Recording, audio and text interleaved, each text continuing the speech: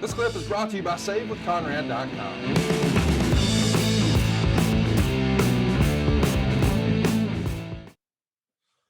Let's talk about some other things that are sort of going wrong in WCW on the way here. Scott Steiner's going to tear his bicep.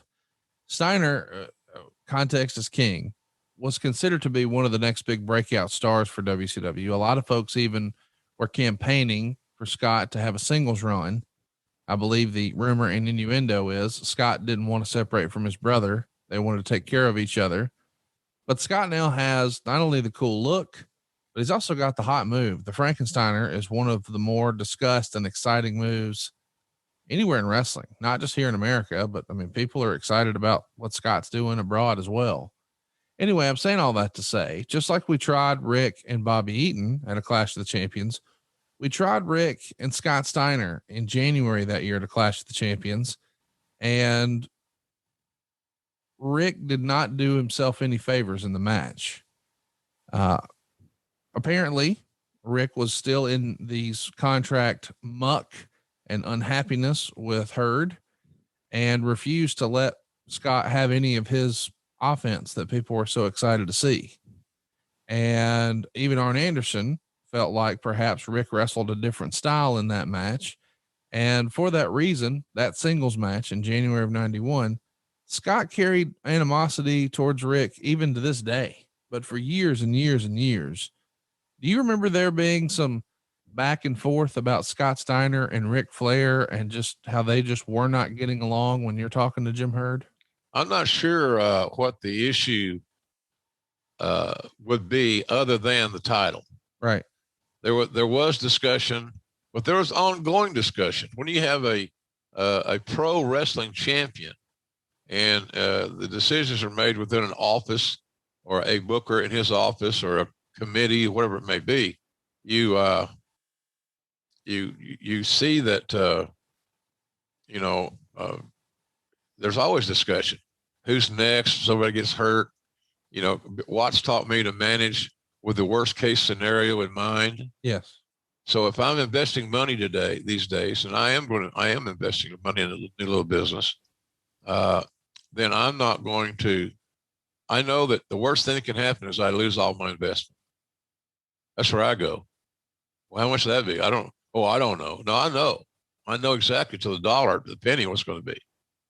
So that's how you manage in wrestling the same way. So Rick never liked to hear who's next. He never, in his own mind, he never felt like it was time for them to change titles and him to be chasing the title or get involved in another program, a personal issue. So I think there's something to be said about that particular aspect. He was very sensitive about the title. The title caused him a lot of grief and helped create a lot of fame. And it was the center of his life, probably, unfortunately, more than it should have been. You want to get down to brass tacks. So I think that Scotty's deal was, he was one of those young guys, not unlike Sting. The one that we're most comfortable hearing or most often hearing about is Barry Windham. Yeah. There's a handful of guys that are always talked about. This guy could do it. Maybe Nikita, maybe this, whatever. So I think that's what that issue was, because and there may be more to it than that. Somebody that knows those details, I'm sure, shaking her head right now. I didn't follow the gossip trail around, and there was no Twitter that I can remember or any of that other shit. So nonetheless, I think that's what that was, because Scotty would have been a popular choice within the upper management squad there at WCW and Turner. He's what they perceive the champion should be and look like. Hurd loved the Steiner brothers. He helped make the Steiners bigger stars than they ever were before. Yeah. Well, I just think, of course, they're awesome. I caught some of the Steiners Midnight Express stuff you can look up. Yep.